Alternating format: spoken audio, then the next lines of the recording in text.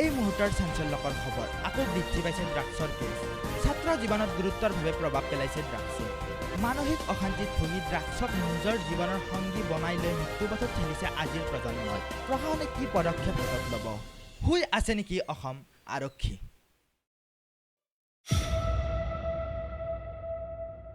Sir কি হৈছে mister Borkakoti আপোনালোকক হাতত হাত ধৰি বহি থাকিবলৈ পাৱাৰ দিছোঁ নেকি দিনে দিনে ড্ৰাগছৰ কেছবোৰ বাঢ়ি গৈ আছে আপোনালোক কি হৈ আছে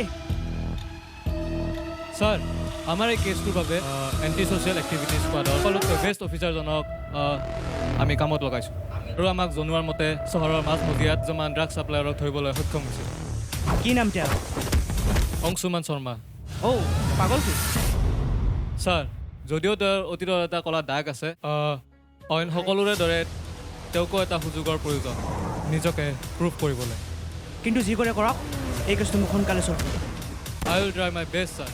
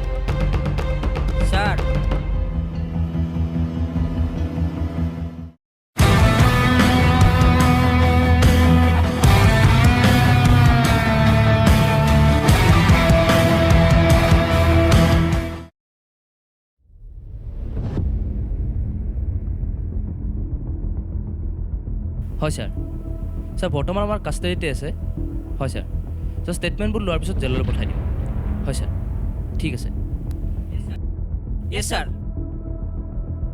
বাকী দুটাৰ কি হ'ল ছাৰ সিহঁত দুটা কলিতাই বহুত বেয়াকৈ মাৰিছে বৰ্তমান সিহঁত দুটা হস্পিটেললৈ গৈ আছে ছাৰ আমাৰ ডিপাৰ্টমেণ্টৰ পৰা মিষ্টাৰ কলিতা গৈছে আৰু তাৰ পৰা ষ্টেটমেণ্টটো লৈ ল'ব আৰু যদি মাৰ খাব ইচ্ছা নাই তেনেহ'লে ভালে ভালে কোনে ক'ৰ পৰা এই ড্ৰাগছৰ ছাপ্লাইবোৰ কৰি আছে আৰু কোন আছে ইয়াৰ আঁৰত ছাৰ সকলো কম আমাক কেৱল এটা ঠাইলৈ ফোন কৰি মাতে আৰু আমাক ড্ৰাগছবোৰ তাত ছাপ্লাই দিয়া হয় আৰু ড্ৰাগছবোৰৰ লগতে আমাক সেই এড্ৰেছটো দিয়া হয় য'ত আমি ড্ৰাগছবোৰ ছাপ্লাই কৰিব লাগে আৰু তাৰ বিনিময়ত আমি পইচা পাওঁ কিন্তু সেই মাফিয়াজনক আজিলৈকে দেখা পোৱা নাই কেৱল দুজন মানুহ আহে আৰু আমাক ড্ৰাগছবোৰ দি থৈ যায় আৰু সেই দুজন মানুহেই হ'ল সেই মাফিয়াটোৰ মূল মানুহ আৰু ধনী ধনী মানুহবোৰক তেওঁলোকে নিজেই ছাপ্লাই কৰিব চায়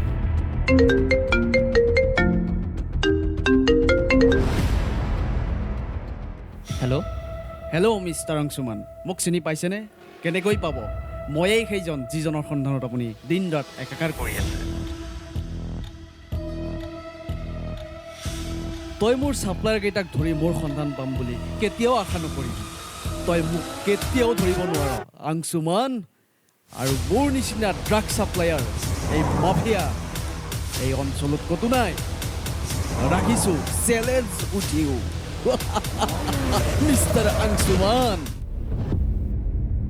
কি হ'ল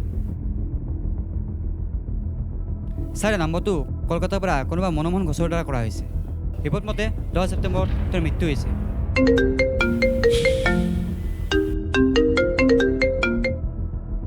হেল্ল' ছাৰ অ'কে যোৱাকালি মৃত্যু হয় ল'ৰাজনৰ মোবাইলটোত আমি সেই ড্ৰাগছৰ ছাপ্লাই কেইজনৰ নাম্বাৰ পাইছোঁ আমি তাত যাব লাগিব ছাৰ নম্বৰটো কি কৰিব ডিএক্টিভত মোক দেখুৱাই আছে আৰু অলপ সময় কথা পাতিলে লোকেশ্যন চেক কৰিব পৰা গ'লেহেঁতেন বহুত ডাঙৰ গেম খেলিছে চালা ইহঁতে চালা সকলো ফালৰ পৰাই প্ৰস্তুত হৈ আছে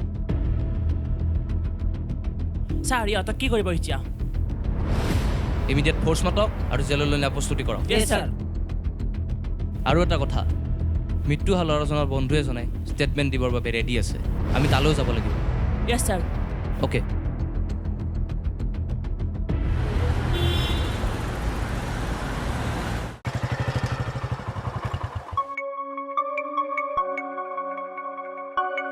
ছাৰ আহিছে বৰুৱাৰ কি হ'ল?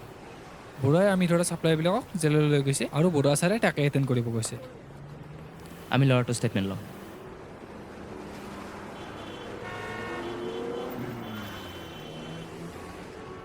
ছাৰ মই ল'ৰাটোক লৈ আহিছোঁ।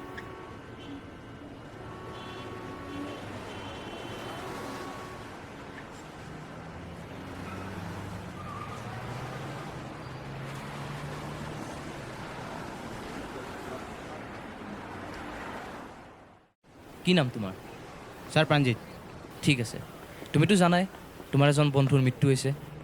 ঠিক আছে, আমি তোমাৰ পৰা এটা বস্তুৱে বিচাৰোঁ, তুমি তাৰ কথা যি জানা, তাৰ বিষয়ে যি জানা, আমাক সকলো কথা সঁচা আৰু খুলি কোৱা। হয় ছাৰ, তাৰ কথা মই বহুতখিনিয়ে জানো। সি বহুদিনৰে পৰা মদ ড্ৰাগছ এইবোৰত আসক্ত হৈছে, কিন্তু ছাৰ বহুতৰ ভয়ৰ কাৰণে এইবোৰ কথা মই কাকো ক'ব পৰা নাছিলোঁ। কিন্তু আপোনাৰ সাহসত মই ষ্টেটমেণ্ট দিবলৈ সাজু আছোঁ ছাৰ। ঠিক আছে, আৰু ইতিমধ্যে আমি তাৰ মোবাইলৰ পৰা সেই ছাপ্লায়াৰজনৰ নাম্বাৰ পাইছোঁ। ঠিক আছে, তুমি সেই নাম্বাৰটোত ফোন কৰিব লাগিব। ফোন কৰি ড্ৰাগছ অৰ্ডাৰ কৰিব লাগিব, আৰু আমি তাত ফৰ্মেল ড্ৰেছত থাকিম বা চিভিল ড্ৰেছত থাকিম, আৰু তেওঁলোকক ধৰিবলৈ সক্ষম হ'ম। তুমি সাজুনে? সাজু ছাৰ। ঠিক আছে, মৃদুল তুমি নাম্বাৰটো দিয়া।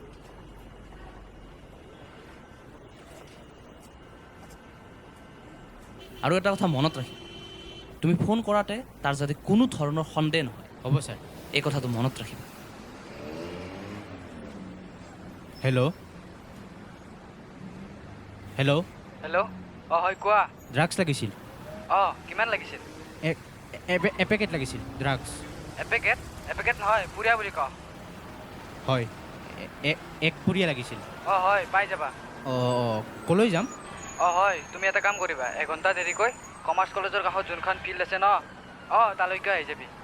অঁ ঠিক আছে, আৰু সময়টো? সময়টো তই এঘণ্টা দেৰিকৈ আহ। অঁ ঠিক আছে দিয়ক। ঠিক আছে, তুমি অলপ যোৱা, আমি ইয়াত ফৰ্মেল ড্ৰেছত ৰেডি হৈ থাকোঁ। হ'ব ছাৰ, হ'ব। ঠিক আছে, তোমাৰ ফোন নাম্বাৰটো আছে মৃদুল? ঠিক আছে, তুমি যোৱা। আমি এতিয়া ফৰ্মেল ড্ৰেছত থাকিব লাগিব। ঠিক আছে, ইমিডিয়েট ফ'ৰ্চ বেকআপৰ বাবে তোমালোকে ৰেডি দেখা। ঠিক আছে, মই আহি আছোঁ।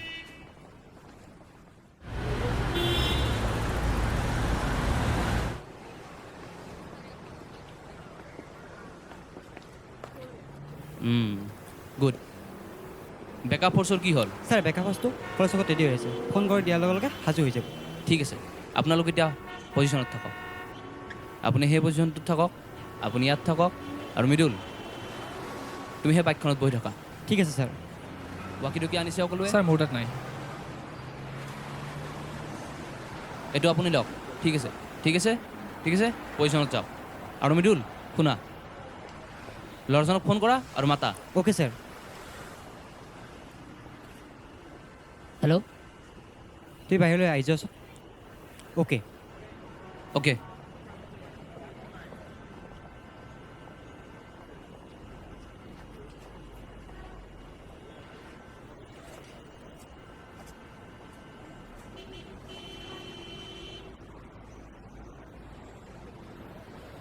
শৰ্মা পজিশ্যনত আছে? আছোঁ ছাৰ। ঠিক আছে, বি এলাৰ্ট। মৃদুল পজিশ্যনত আছা? আছোঁ ছাৰ। ঠিক আছে, be alert. Okay. Kalita, Kalita, Kalita,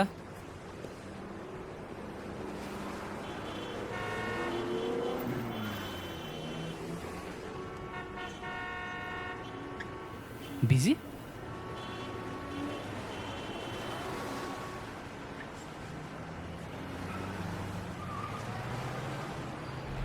ঠিক আছে, কালি যাই আছোঁ। এক মিনিট, মোৰ এটা বহুত ইম্পৰ্টেণ্ট কল আহিছে। অঁ ছাৰ।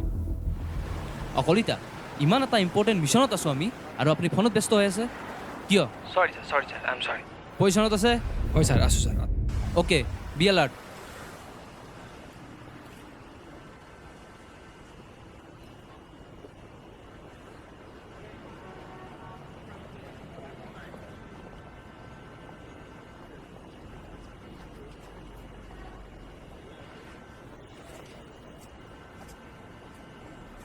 ছাৰ ক'ত আছে? অঁ ছাৰ ইয়াতে আছে।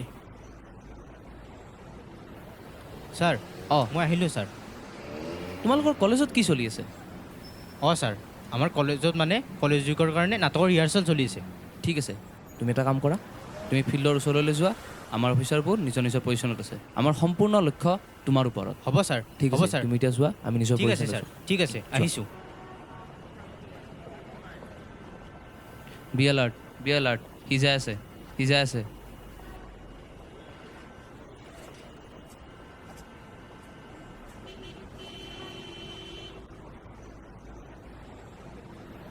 অঁ হেল্ল' হয় অঁ আপোনালোকে দিয়া লোকেশ্যনতে ৰখি আছোঁ অঁ পইচা আনিছনে পইচা আনিছোঁ অঁ আহক ঠিক আছে যাই আছোঁ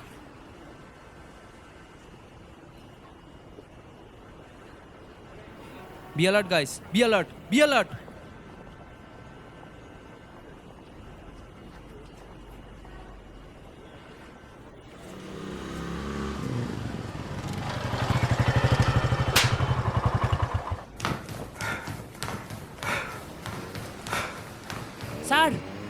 ছাৰ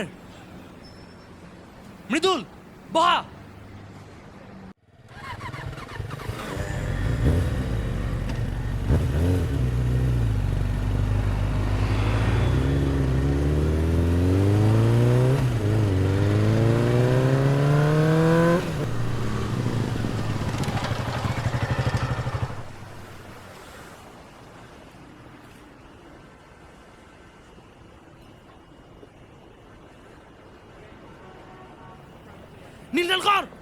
Kneel down!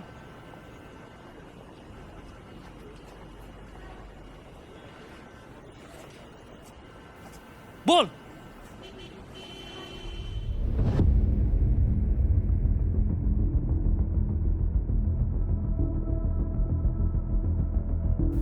হয় স্যাৰ ঠিক আছে স্যাৰ ওকে কিবা খবৰ ছাৰ আপোনাৰ গাড়ীখন আনি কিনে থানাত থোৱা হৈছে আনি কিনে সিহঁতৰ গাড়ীখন আনি থানাত থোৱা হৈছে আৰু সিহঁতৰ গাড়ীখন ইনস্পেকশ্যনৰ বাবে দিয়া হৈছে কিবা ডিটেইল আহিলে আমাৰ ডিপাৰ্টমেণ্টৰ কোনোবা এজন যায় জাষ্ট ডিটেইলখন লৈ আহিলে হ'ল ঠিক আছে এটা কাম কৰক আপুনি থানালৈ যাওক মোৰ গাড়ীখনো লৈ আহক আৰু যদি ডিটেইলছবোৰ পায় একেলগে লৈ আহক ঠিক আছে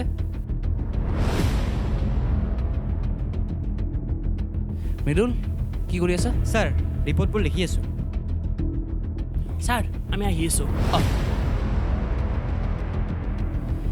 কেছটোত চলি কি আছে ড্ৰাগছৰ মাফিয়াৰ পৰা ছাপ্লায়াৰলৈ ইহঁতবোৰ ইমান প্ৰস্তুত হৈ আছেনে নে আমাৰ গোপনীয় কথাবোৰ ইহঁতক কোনোবাই জনাই আছে কালিও কেছটোৰ সময়ত কলিতাই ফোনত ব্যস্ত হৈ আছিল চলি কি আছে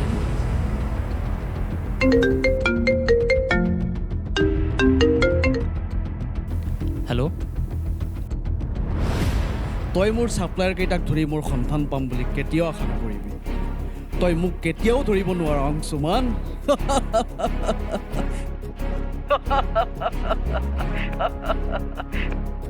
হেল্ল' মিষ্টাৰ অংশুমান শৰ্মা আপোনাক যিমান কমজোৰ বুলি ভাবিছিলোঁ আপুনি সিমানেই আজি আপুনি মোৰ দুয়োখন হাতেই ধৰিবলৈ সক্ষম হ'ল left hand and right hand মোৰ খাছ মানুহকেইজনকেই ধৰিছে আপুনি তথাপিতো আপুনি মোৰ কাষলৈ আহে বুলি নাভাবিব আৰু নোৱাৰেও আপুনি ভবাতকৈ মই বহুত ওপৰৰ ৰাখিছোঁ মৃদুল কি হ'ল ছাৰ কোনোবা চিলিং হোৱা নামৰ মানুহ এজনৰ পৰা কলটো কৰা হৈছে ৰিপৰ্ট মতে 10 ছেপ্টেম্বৰত তেওঁৰ মৃত্যু হৈছে এতিয়া চিমখন ডিএক্টিভত মোক দেখুৱাই আছে আৰু 1 মিনিটমান কথা পাতিলে লোকেশ্যন ট্ৰেছ কৰিব পৰা গ'লহেঁতেন লোকেশ্যন ট্ৰেক কৰিলেও কি হ'লহেঁতেন সিহঁত ইমান দুৰ্বল যে সিহঁতৰ ফোন কল আমি ট্ৰেক কৰি সিহঁতৰ লোকেশ্যন ওলাব পাৰিম সিহঁত আমাতকৈ 2 খোজ আগত ভাবে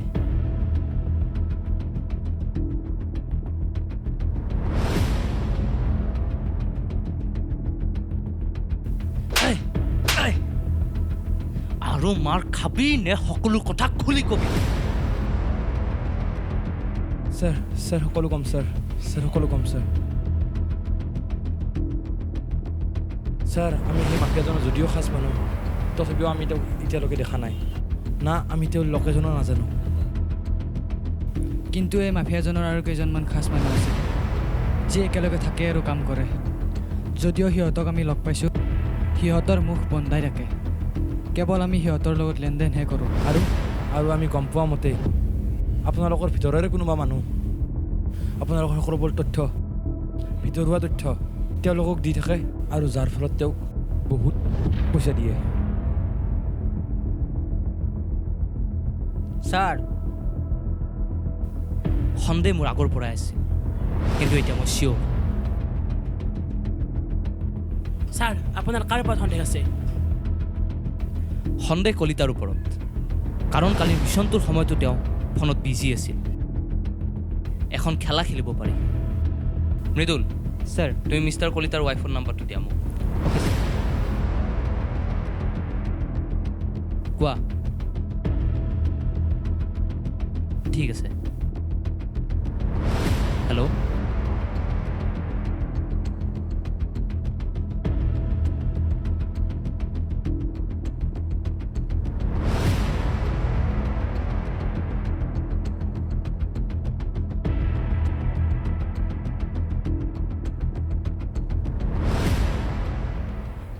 এতিয়া অপেক্ষা কেৱল কলিতাৰ আপোনালোকৰ কথাত যেন তেওঁৰ কোনো ধৰণৰ সন্দেহ নহয় ঠিক আছে অ'কে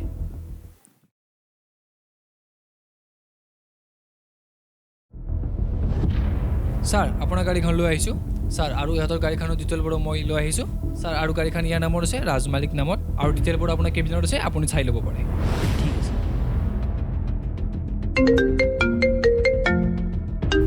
এক্সকিউজ মি ছাৰ হেল্ল' কি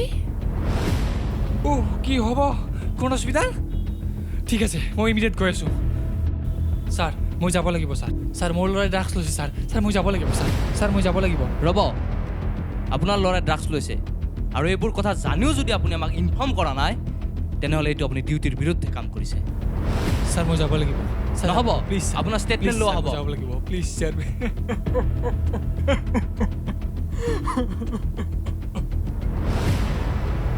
চৰি কলিতা আপুনি বৰ্তমান অন ডিউটি আছে প্লিজ কোঅপাৰেট কৰক নহ'লে আপোনাৰ লগত মই ষ্ট্ৰিক হ'ব লাগিব আপুনি মোক ডিউটিৰ কথা কৈছে আপোনাৰ কাৰণে দাগী অপৰাধী এটা পলাবৰ সক্ষম হ'ল আপোনাৰ কাৰণে চিৰিয়েল মাৰ্ডাৰ এটা পলাবৰ সক্ষম হ'ল আপুনি মোক ডিউটিৰ কথা কৈছে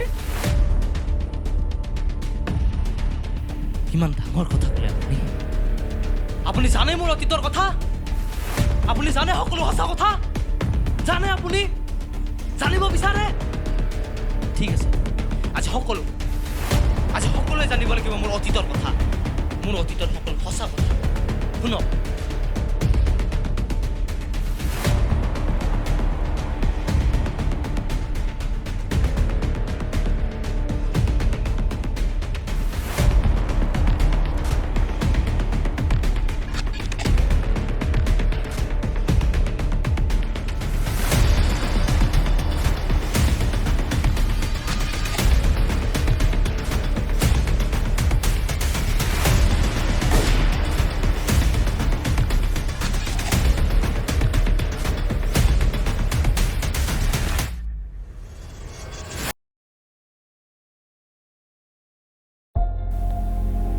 আৰু এয়াই আছিল মোৰ অতীতৰ সঁচা কথা ছাৰ তেতিয়াহ'লে আপুনি শইকীয়াৰ সকলো কথা আদালতত কিয় নকলে শইকীয়াৰ সকলো সঁচা কথা মই বহুত ভাবিলোঁ যদি মই শইকীয়াৰ সকলো সঁচা কথা ক'লোহেঁতেন তেনেহ'লে তেওঁৰ পৰিয়ালটোৰ কি হ'লহেঁতেন সমাজত তেওঁৰ পৰিয়ালটোৰ স্থান নাপালেহেঁতেন চৰকাৰৰ আঁচনি নেপালেহেঁতেন টকা তেওঁৰ পৰিয়ালটো কেনেকৈ চলিলে মোকতো জীৱনটো আৰু সুযোগ দিব নতুন নতুন সুযোগ পাম নিজৰ অতীতৰ দাগবোৰ মুচিবলৈ কিন্তু শইকীয়াৰ পৰিয়ালটো কি হ'ল আপুনি ভাবিছেনে আৰু এইবোৰ কথা ভাবিয়ে মই আদালতৰ সকলো সঁচা কথা নক'লোঁ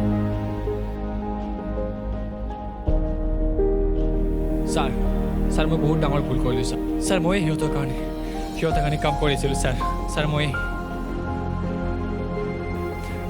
আমাৰ গোপনীয় সকলো তথ্য সিহঁতক মই দি আছিলোঁ ছাৰ মই ক্ষমা কৰি দিওঁ কিন্তু মই এতিয়া যাব লাগিব ছাৰ প্লিজ মই যাব লাগিব আপুনি চিন্তা কৰিব নালাগে আপোনাৰ ল'ৰাৰ একো হোৱা নাই আচলতে আমি আপোনাৰ লগত এখন নাটক কৰি আছিলোঁ আমি সকলোৱে আপোনাৰ ৱাইফক ফোন কৰিছিলোঁ আৰু এই নাটকখন কৰিব দিলোঁ যাতে আপোনাৰ সঁচা আৰু আচল স্বৰূপটো গম পাওঁ ছাৰ মোৰ বহুত ডাঙৰ ভুল হ'ল ছাৰ মই ভুলৰ শুধৰণি কৰিব বিচাৰিছোঁ ছাৰ আপুনি যি কয় মই তাকে কৰিম ছাৰ প্লিজ ছাৰ ঠিক আছে আপুনি যি কাম তেওঁৰ হৈ কৰি আছিল সেই কাম আমাৰ হৈ কৰক মানে আপুনি সকলো তথ্য আমাক দিব লাগিব এতিয়াৰ পৰা ঠিক আছে ঠিক আছে ছাৰ ছাৰ যোৱাকালি মোৰ ষ্টুডেণ্টৰ তথ্যখিনি দিয়াৰ বাবে মোক অহাকালি কান্তিনগা বাইলেনা বাত্ৰী তাতে মাতিছে ছাৰ ছেম লোকেশ্যন ছাৰ ঠিক আছে আমি আপোনাৰ লগত কালি ষ্টিং অপাৰেশ্যন কৰিবলৈ যাম কিন্তু ছাৰ আমি এনেকৈ হঠাৎ ষ্টিং অপাৰেশ্যন কৰিব নোৱাৰিম সিহঁতৰ ওচৰত কিমান পিষ্টল আছে কিমান কওক মানুহ আছে তুমি ভালদৰে নাজানো কিন্তু কি কৰিম আমি কি হাতত হাত ধৰি ৰখি নেকি সিহঁত আমাতকৈ 2 খোজ আগত ভাবে আমি যি কৰিব লাগিব কালি কৰিব লাগিব কাৰণ সিহঁতক এবাৰ হাতৰ পৰা যাব দিব নোৱাৰোঁ ঠিক আছে আপোনালোক সকলো সাজু হৈ থাকিব মৃদুল তুমি বেকআপ ফ'ৰ্চ ৰেডি কৰি থবা ঠিক আছে আপোনালোক সাজু হৈ থাকিব কালি সিহঁত আমাৰ হাতৰ পৰা হাৰি যাব নোৱাৰে কালি হ'ব আচল যুদ্ধ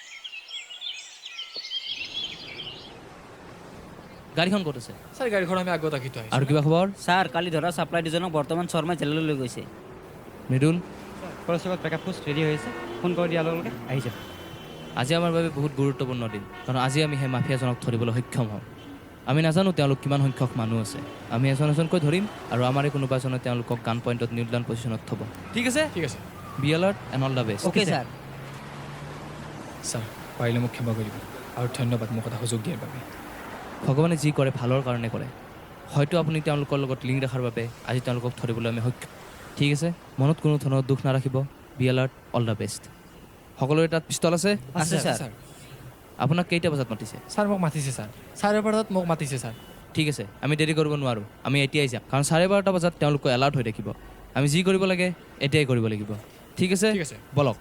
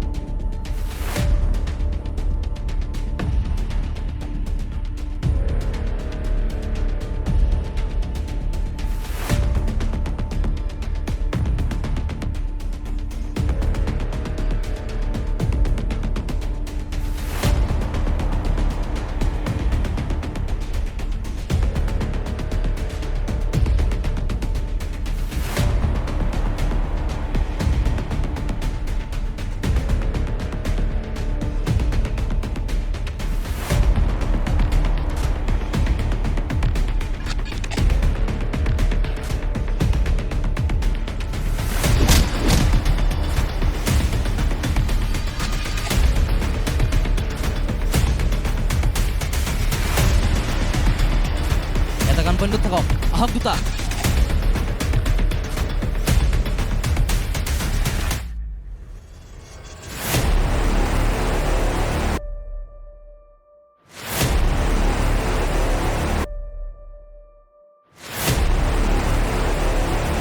সোনকাল ৰুমত থৈ আহক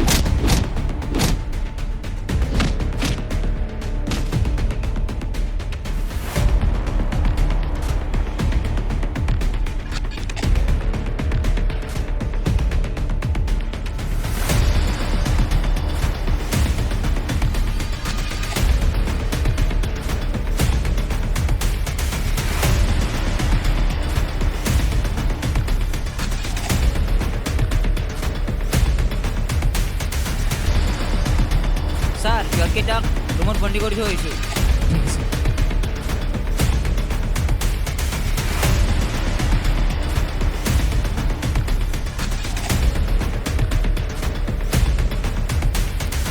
এটা কাম কৰক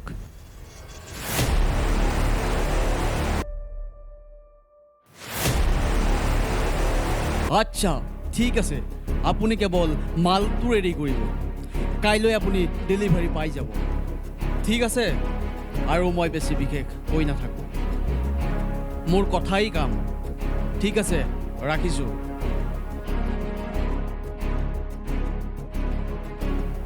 Azad Jagir Hands up. Hands up.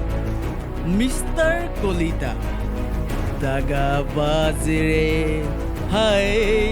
Dagabazire. Angsuman.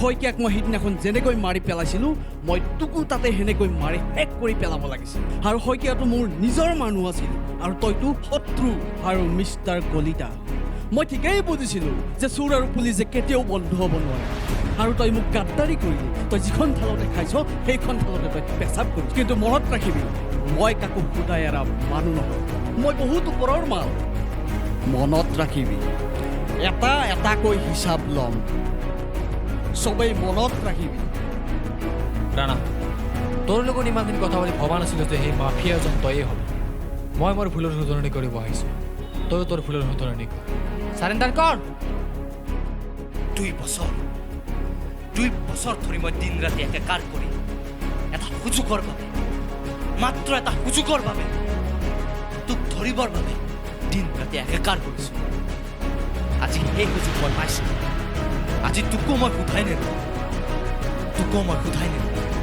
আজি তোৰ আৰু মোৰ মাজত কোনো আহিব নোৱাৰে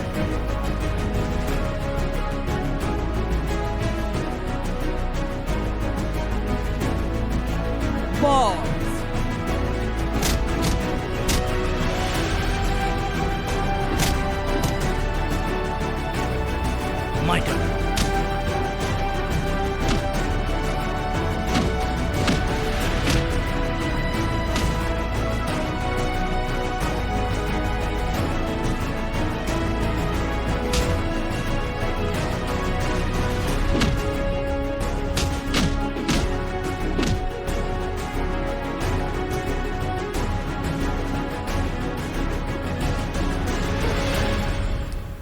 ছাৰ ইয়াক এৰেষ্ট কৰি লৈ গ'ল হ'ব ছাৰ মোক এৰেষ্ট কৰিবি নোৱাৰ মই আৰু দুদিনত ওলাই আহিম চাই থাকিবি মই আগতেই কৈছিলোঁ যে মই বহুত ওপৰৰ মাল একো কৰিব নোৱাৰ তহঁতে মোক একো কৰিব নোৱাৰ মই হাৰি যাম জীৱনে আৰু এটা সুযোগ দিছে মোক তই ভাবিছ নেকি তোক আৰু হাৰি যাব দিম মই য়েছ পিষ্টলটো ছাৰ পিষ্টলটো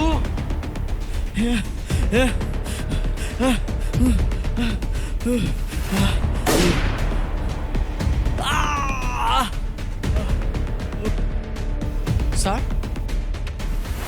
ছাৰ চব দেখিছোঁ ছাৰ কেনেদৰে সি আপোনাৰ পৰা পিষ্টলটো কাঢ়ি নিলে আৰু আপুনি চেল্ফ ডিফেন্সৰ কাৰণে তাক গুলীয়াই হত্যা কৰিলে চব দেখিছোঁ ছাৰ মই তাৰ তত চব কম ছাৰ চব দেখিছোঁ মৃদুল তুমি ইমিডিয়েট বেকআপ ফ'ৰ্চ মাতা তলত নিয়া চামচাকেইটা আৰু ইয়াক গাড়ীত বহাই লৈ যোৱাৰ ব্যৱস্থা কৰা অ'কে ছাৰ যোৱা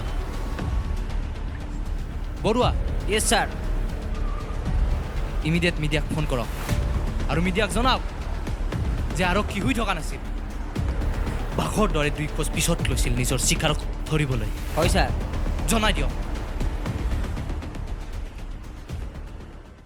এই মুহূৰ্তৰ চাঞ্চল্যকৰ খবৰ ড্ৰাগছৰ মাফিয়া এতিয়া আৰক্ষীৰ হাতত আৰু সেইজনে সেই চিৰিয়েল মাৰ্ডাৰাৰ আছিল যিয়ে 7টাকৈ হত্যা কৰিছিল হয় আপোনালোকে ঠিকেই শুনিছে ৰাণাই আছিল সেই মেইন কালপ্ৰিট আৰু মাফিয়াজন আৰক্ষীৰ হাতৰ পৰা পলোৱাৰ পিছত 2 বছৰ অন্তত আকৌ ৰাণা আৰক্ষীৰ হাতত হে দোস্ত এটা ভাল খবৰ যিজন ড্ৰাগ মাফিয়াক আৰক্ষীয়ে দিন ৰাতি একাকাৰ কৰি বিচাৰি আছিল অৱশেষত আৰক্ষীৰ জালত পৰিল সেই ড্ৰাগ মাফিয়াজন আৰু সেল্ফ ডিফেন্সৰ কাৰণে আৰক্ষীলৈ গুলী চলোৱাত আৰক্ষী অংশুমানৰ হাতত সেই ড্ৰাগ মাফিয়াজনৰ এনকাউণ্টাৰ হ'ল হয় সেইজন ড্ৰাগ মাফিয়া আছিল ৰাণা। তো চেলুট অসম আৰক্ষী। সেইকাৰণে এটা ভাল খবৰ, আজি ইমান দিন ধৰি পুলিচে দিন ৰাতি একাকাৰ কৰি যিজন ড্ৰাগ মাফিয়াক বিচাৰি আছিল, অৱশেষত আৰক্ষীৰ জালত পৰি সেই ড্ৰাগ মাফিয়াজন। আৰক্ষীক চেল্ফ ডিফেন্সৰ কাৰণে গুলী চলোৱাত আৰক্ষী জোৱান অংশুমানৰ হাতত তেখেতৰ এনকাউণ্টাৰ হয়। আৰু আপোনালোকে ঠিকেই শুনিছে, সেইজন ড্ৰাগ মাফিয়াৰ নামেই হৈছে ৰাণা। এইবোৰক আচলতে চেল্ফ ডিফেন্সৰ বাবে নহয়, ডাইৰেক্ট মাৰিয়ে দিব লাগে, কাৰণ ইহঁতৰ বাবে আমাৰ নৱপ্ৰজন্মৰ কিছু সংখ্যক ধ্বংসৰ দিশত আগবাঢ়ি গৈ আছে। আৰু ইয়াৰ প্ৰভাৱ আমাৰ ছাত্ৰ সমাজতো পৰে, যাৰ বাবে বহুত ল'ৰা ছোৱালীয়ে মৃত্যুক আঁকোৱালি ল'ব লগা হয়।